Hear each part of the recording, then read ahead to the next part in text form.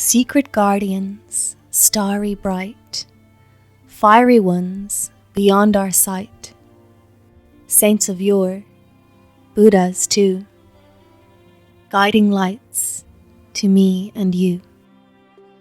Jian's etheric body and her soul have journeyed to a saint's retreat to be immersed in the akashic record of her father in Vietnam, as well as a record of his first meeting with Ming, his future wife and Jian's future mother. Despite the overpowering scene I had just witnessed, I was aware of an incredible peace. It was as if my emotional self, which should have been in full-blown reaction mode, had remained with my sleeping physical form, which I was definitely not inhabiting at the moment. Instead, I now wore, for lack of a better term, a finer spiritual body, though body is a poor approximation. Rather, I was more like a focus of consciousness. What comes to mind is the proverbial drop of water in the ocean, completely one with the oceanic cosmos, yet still self-aware. Like a single ray of intelligent light shining within the vast geometry of divinity we call God. One of the more astounding facets of life on Earth, and little realized by its inhabitants, is that encounters with others who cross our path are in a karmic sense meant to be. This means that souls embody through specific parents and into specific families, communities, and nations so they can face certain karmic tests.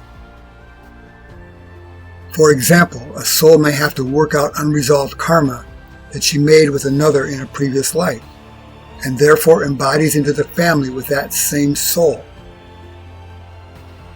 Imagine the cosmic balancing act heaven must undertake to arrange this karmic chessboard to ensure that souls face the karmic tests they need to go through. So, was Sean Burns' liaison with Lin Loa pure happenstance? Or was it a karmically arranged meeting that led, in a roundabout way, to his eventual marriage to Loa's sister, Lin Dao Ming? We do not know, and perhaps no one but Heaven's keeper of the scrolls, and the ascended beings that adjudicate such matters, know either. After 9 months of cheating death as a combat infantryman, he had no moral qualms about paying for a week of comfort with a Taipei bar girl. He would be generous and would try to forget his life as an infantry grunt for a few days. He was not the hard partying type, and wouldn't be doing much bar hopping. He just wanted respite from the senselessness of war. And if a few days of precious peace could be found in the arms of the smiling girl standing before him, he would be grateful for it. "Please, come in," he managed to say while offering a return smile to his guest. That was 3 days ago, and by now Sean and Loa were well acquainted.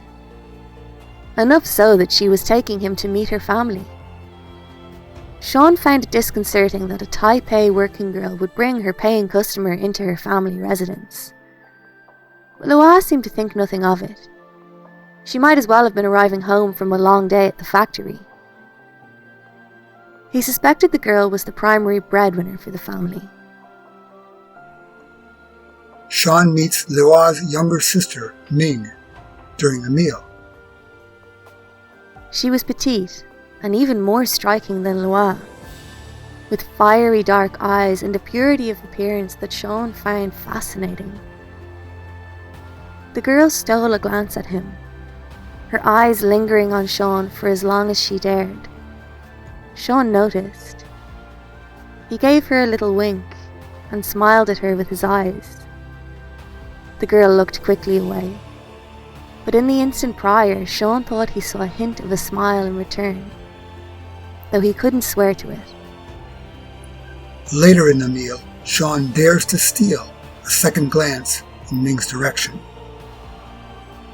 Because of the language barrier, Jian was left with only non-verbal nods and smiles as his communication tools. Lua's sister had finished helping her mother serve the meal and had taken a chair 2 seats to the left of Jian. He briefly looked her way again. Again, he was taken with her beauty, especially those eyes. Sitting between Jian and her sister, Lua couldn't help but notice. "You like my sister?" Jian blanched.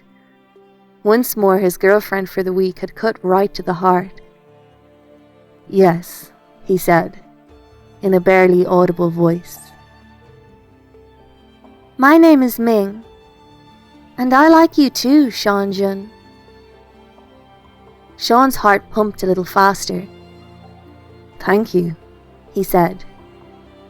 "You speak English well, like your sister." As the meal ends, Sean's girlfriend for the week and Ming's sister, Lua, tells him that it is time to leave. Later, as Lua leaves him at their hotel entrance to tend to an errand, Sean finds himself alone and trying to process what he had just experienced, for it had touched him. As the lift clacked past floors on its ascent, he replayed Lua's sister's voice in his mind. "And I like you too, Jian." He'd gone weak in the knees at that. She told him her name too. Ming. His mind pinballed from Ming to the pretty girl in the photo that he'd taken off the dead NVA soldier. The soldier's sweetheart had smiled coyly for the camera, not unlike the smile Ming had bestowed on him. He gave in to the memories and found tears streaking his face. He quickly banished them with the palms of his hands. No time for that, he thought. The lift door rumbled open. He stepped out briskly and moved down the hall toward his room. "A shower to wash me clean," he thought, "and then sleep to forget." These are powerful and deeply moving experiences for the young soldier, Sean Byrne. And though he yearns for sleep to forget, he never will. He will ever remember the pretty Vietnamese girl in the photo. And he will cherish for the rest of his life the lovely first words spoken to him by the future love of his life, a soul of great beauty and light named Ming.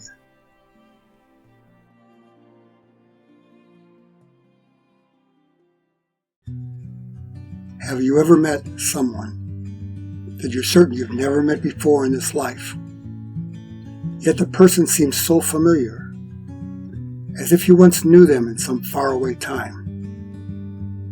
Don't these intuitions hint at how deep and how full, not to mention how long, our soul's sojourns have been on earth?